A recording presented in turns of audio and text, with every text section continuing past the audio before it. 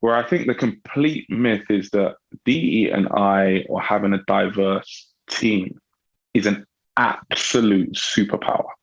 And I think that that's not taken into high enough consideration when building new organizations. I think that that's one of the biggest myths, that we should do D&I because it's going to help people and it's good for people. And yes, you should do that, absolutely. But as a company, it's just much better business. Hi, everyone, and welcome to Inner Wealth, the Forbes Ignite podcast. I'm your host, Nicole Cacal, CEO of Forbes Ignite, and every week I'll be sharing with you my conversations with unique, creative, and innovative people across all different industries. These are people who are intellectually curious explorers who are also redefining what it means to be successful today. From personal to professional, we cover it all to understand what drives our guests to blaze their own trails and create nimble solutions within the industries that touch each of our lives. Our guest today is Marcus Sawyerr, founder and CEO of EQ Community. I was so excited to speak with him because he's not only a champion for diversity, equity, and inclusion, but he is also walking the talk when it comes to helping diverse leaders reach their career potential. His journey is so inspiring, from competing in sports to being one of the youngest executives at the Adecco Group, to being a founder and CEO of a dynamic and diverse community. His perspective is new and fresh, which he credits to being exposed to different environments throughout his life. We talk about everything from purpose at work, achieving your full potential, and being in the right space to be deliberate about your growth. I know you're gonna love what he has to say. Here's our chat. Hey, Marcus, it's so great for you to be here. Thanks so much for joining. Thanks for having me, Nicole. Really excited. So before we hopped on this call, we were talking about the amazing sessions that you were having in Vegas. So I'd love for you to talk about that a little bit. Yeah, sure. So this was the first time that we were able to get EQ Community together in person. Obviously, due to the small issue of a global pandemic for a long period of time, we were finally able to gather in one space. And we actually hosted a session called EQ Connect, and it was really focusing on connecting our members. And we've done it in a few different ways. One was talking about topics that were top of mind, so wealth creation, as well as getting on board. So really helping people to figure out how to get on board seats, Web3. And we basically hosted a session that was focused on the first Black women that went to space, and people had conversations around that. So that was, it was really, really cool to have everybody in one space, as I mentioned, but also just the conversations that came out of it and how connected people felt was absolutely fantastic. So glad that we've done it, and now we just got to continue the momentum and make sure that people continually feel like they're connected to one another. Yeah, that is so important, especially as you mentioned that this is the first time that you're able to gather all of your community members since the pandemic started. So I'm so excited for you. And I'd love to learn a little bit more about EQ Community and what it is and what it's all about and just the general story. Yeah, absolutely. So EQ is really focused on empowering people of color to thrive. And we do that through a few main ways. And one is ensuring that we help people get into mid to senior level roles within tech. But also as part of that, we have this philosophy around I call the 3 C's, and it ties into the fourth one, which is making sure people that are connected. So connections is absolutely key. Ensuring that you have access to the careers that you need in order to be successful, because sometimes people just don't see what's available. And then the community part underpins that, which is that support system. So people that are going through similar things, maybe you've gone through now or in a different time, and ultimately leads to prosperity, and which is the fourth C, which is capital. So it's careers, connections, and community, which ties into capital. And we have a platform, like kind of a business social platform, if you like, where people have conversations daily around different topics. It could be anything from crypto to DE&I to helping each other with their resumes, all the way through to volunteering for good causes. And within those conversations, people just get connected. As I mentioned before, we had the first kind of in-person event, and we found that a lot of the best opportunities come through generating referrals. So we sort of act as the third connection for everybody, which allows them to get into those positions and places they want to be. That's amazing. That is so important. And we need more of that in the world today. So what inspired you to found EQ Community? Yeah, so I've been in the HR tech and recruiting space for the last, I want to say 16, 17 years now. And I started an organization called Career Builder. So we were really in the first wave of disintermediating advertising in newspapers for jobs. And that then led me to the Adecco group, where I became an executive there, and I was leading digital transformation for the group as president of Adecco Group X, which meant that I was buying, building, and investing in HR tech companies, really focused around the world of work. So I've always been in that space. And as I started to look around, I was getting into more, let's say, boardrooms and different areas. I was on a board at Microsoft Services and a few other small boards. And I just looked around and I never really saw any people of color in those positions. And maybe it was just the place I was in. And I was like thinking, well, how is that, number one, and what can I do about it? And I was working with a few different venture capital firms and private equity firms. And what I found is that the ones I was speaking to in particular, they said that they wanted to do something. So I helped them with their D&I pledges on trying to get more senior and executive folks in via consulting, but they didn't really know how to make it sustainable. So I decided to build a platform that, again, as I mentioned, starts to focus on empowering the members, but then really tying that into organizations that care about D&I and want to do something and giving them access to that talent. So it's a culmination just of, I suppose, my personal experience, the industry that I've been in, where I see the market opportunity and just who I know. And that's how EQ was born. No, that's really exciting. And I want to double click on something that you mentioned, that you were one of the youngest executives over in the Adecco group, working on digital transformation for the group. And so I was wondering, what were some of the barriers you faced in becoming one of the youngest C-level tech executives at a major firm? It's a really interesting question, because I think prior to that, I was moving up the ladder at Career Builder. I used to get promoted every year, which is good. And then this opportunity came about, and it was really through my personal network. Adecco were actually a client of mine, and I was thinking of new ways to get inside the organization and work with different stakeholders.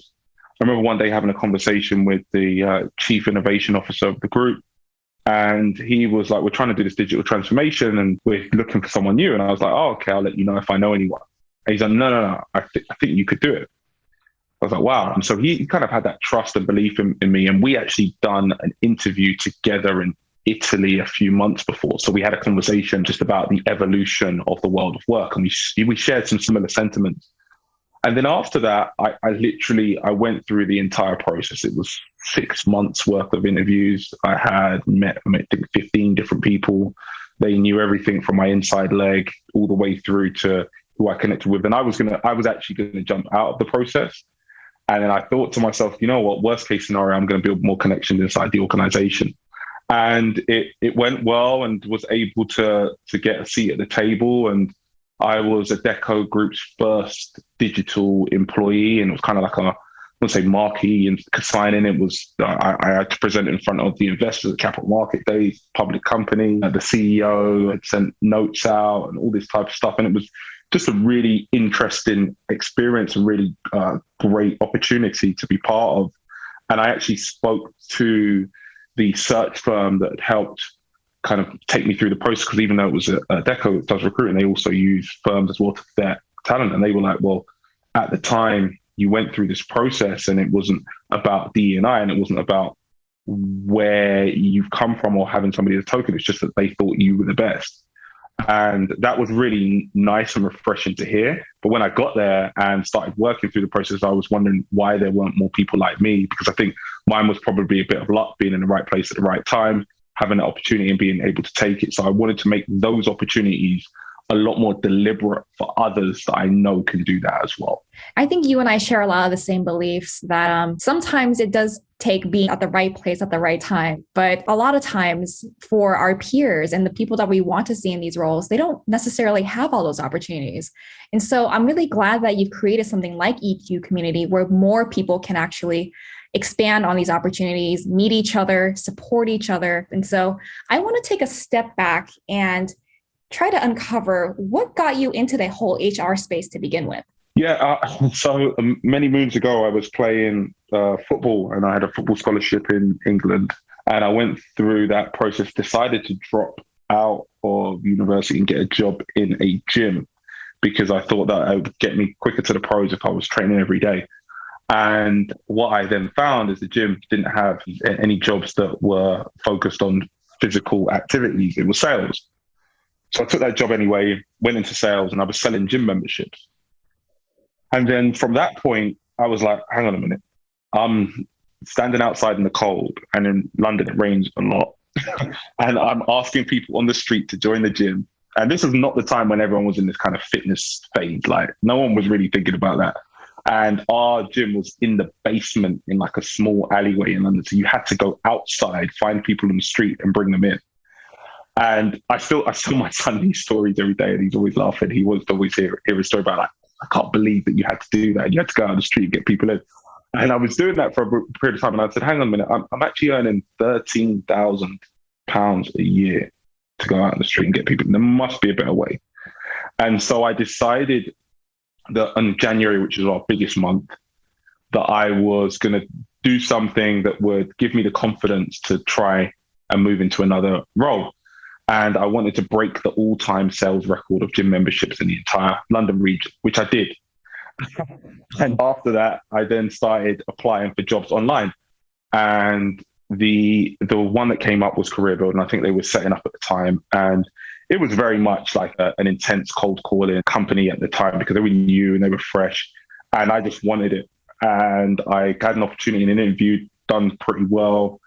And then just started on this whole kind of cold calling route, and I was making 120 calls a day. And then after that, as I mentioned, I was trying to learn every time I made a call, every time I made a connection with someone, every time I had a conversation, what can I learn from it? And that allowed me to get promoted each year, and then eventually became a leader there. And yeah, that was it pretty much. That's amazing. And that's quite the journey, to say the least. Yeah.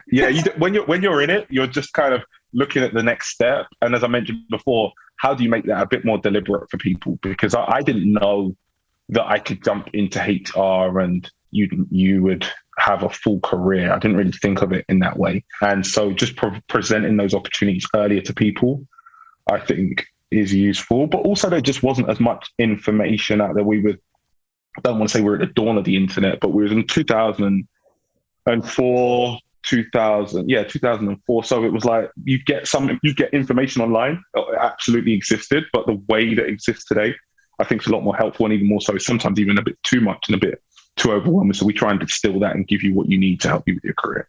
Right. No, that's brilliant. And so you told me in a previous conversation that your background gives you a very unique perspective on diversity and inclusion. So tell us about that view and how your experiences have shaped it.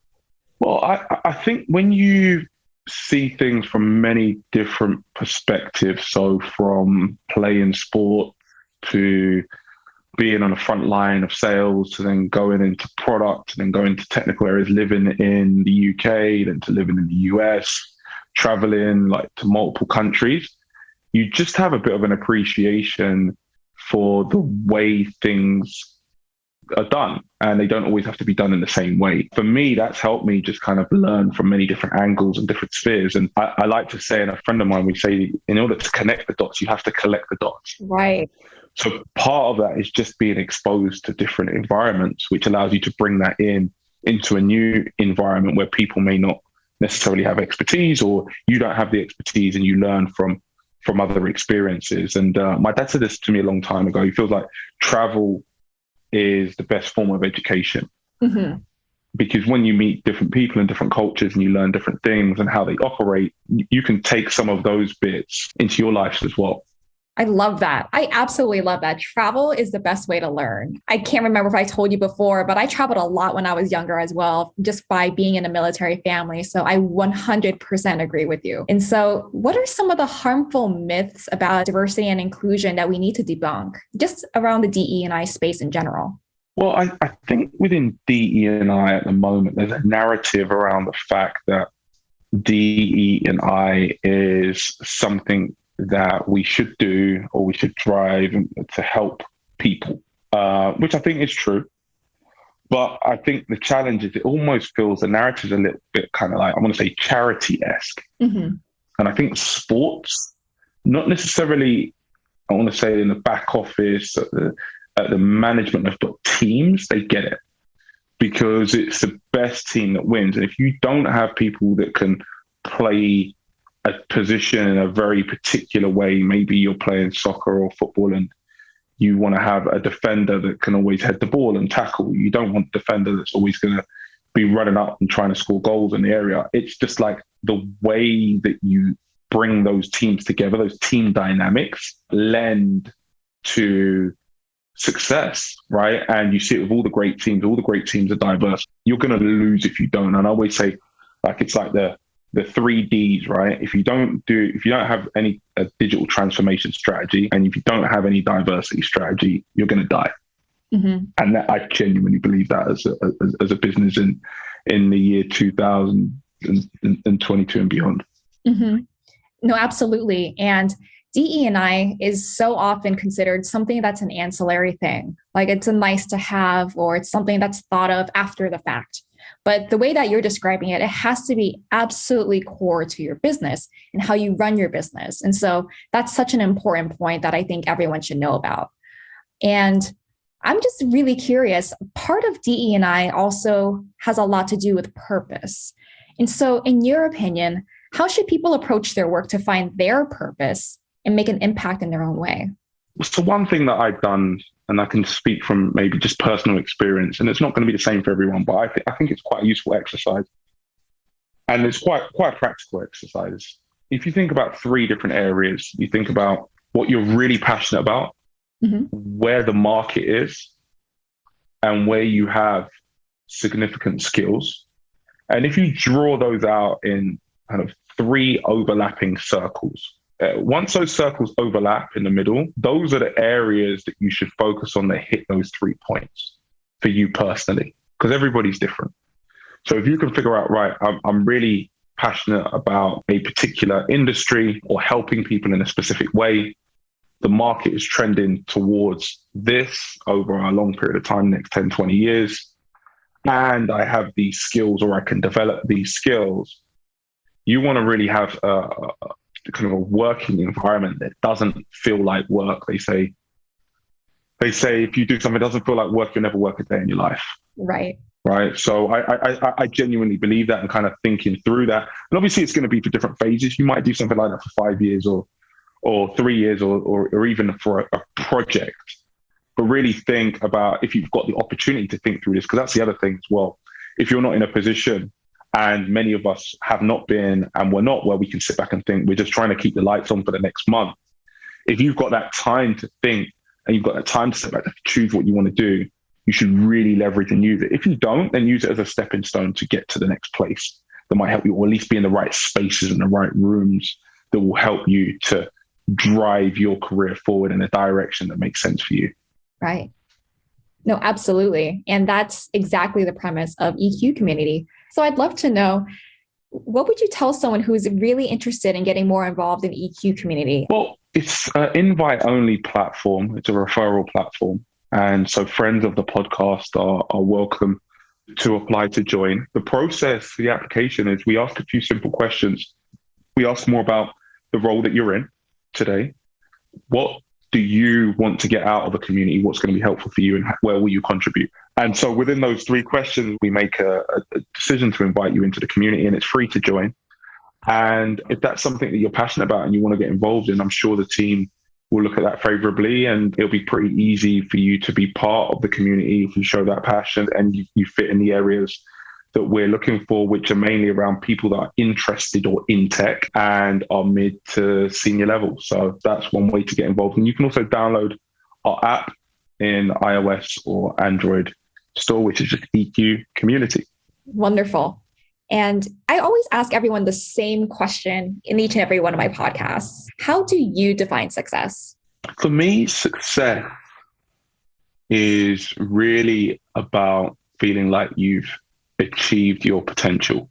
When we arrive on the earth, we arrive in different circumstances. And some have more than others, some have less than others. And a lot of the time, we have to then navigate through whatever we've been given. It's the cards we've been dealt, so to speak. Somebody might be successful at being in a job, let's just say it doesn't pay as much as another opportunity or another role, but they get to spend time with their kids, and their kids grow up in a way that they're happy and they achieve everything that they thought they could. For them, that's success, right? So I think you have to kind of find your own level of successful. For me, it's about achieving your potential based on what you were given. Did you really maximize that and make a positive impact on others while you were here? And if you can say that you've done as much as you can, I think that's success. That's amazing. You actually just gave me a thought, and I'd love to know, what are some of the biggest success stories from EQ community that you can think of? We've had quite a few that have been centered around, like, members have come in and just been interested in learning, but they've also contributed a lot. So they've referred people and recommended people. And ultimately, like one in particular, were having trouble in their role, and they reached out to one of the community leaders and just had a discussion around that. And we happened to have a C-level position for them at another organization, and we got them in front of that organization. They went through a process and were able to basically 10x their compensation. Wow. And they are now leading a large part of a really fast-growing organization. So that would be one. We've had others where they've come into the community and they've, again, been referring and recommending and contributing, not really knowing which direction it's going to go. And they've turned out to be one of our largest ambassadors. And then we've had companies that have asked them to advise, and we've connected them with advisory opportunities, and they've made significant amounts of revenue from doing that. So people have basically found opportunities that they didn't know existed because they were in the right space. Right. So it's not like you go in there and network and get all networky. You are just in the space, you're in the right rooms, you're having the right conversations. And if you're patient and you're clear on what you want to achieve, you are ready to receive. I love that. If you're patient and what was the other part? If you're patient and you're ready to receive it. Sorry, I totally butchered that one. If you're patient and you're clear on what you want to achieve, you'll be ready to receive. I love that. I just made that up now, so I don't. You can use that if you want. No, that's great. I'm definitely gonna have to borrow that from you. So let's bring this back to the basics. You've obviously created an amazing, amazing business and amazing community. So what would you tell listeners who are interested in building and scaling their own business? Well, I think one of the key areas of building your own business is really having a problem that you're passionate about solving first, right? And then working back from that. And once you identify that, is there a way that you can test it? One of the things that I found, especially for businesses that are potentially going to be tech-enabled or tech-driven, are the ones that seem to be successful are really clear on defining what that problem is and deeply understanding it. Mm-hmm. And once they do that, you can actually do that in a couple of ways. You can basically get paid to consult and learn at the same time. So if you have a problem that you're trying to solve and you're an expert in a particular area, and just take D&I, for instance, and that was one of the things that we've done, we were learning from the companies that we were working with and helping them understand how to tackle D&I because we were learning more about the problem, but also consulting them on some shorter term solutions. And then longer term, you can build a business that's associated around that. So I have this kind of framework that I use, which is, and I basically created EQ on a one pager, and I call it the 10 Ps. And some of the Ps include purpose, which is the first one, but the problem that you're trying to solve, also the process, how you're going to go about doing that, the prospects, the profit, product, and there's some other Ps as well, but that's kind of like at least 60% of them. And kind of going through that and being able to write that out and say, okay, when I write this out, does it sound crazy? If it sounds kind of crazy, it's probably a decent idea. Then share that with a few other people and see what they think, and then try and go back and like solve that problem that you're really passionate about. Nice. No, that is absolutely brilliant. And speaking of one of the P's, purpose, how would you go about explaining to someone how to combine social impact and profit? Yeah, I think it's always a tricky one because I think you can do good and make money. And so I don't think that they're mutually exclusive. And a lot of the time, like even when we were first starting EQ, you had a question, oh, is this for profit or not? And it's like, in my head, it's like, well, why wouldn't it be?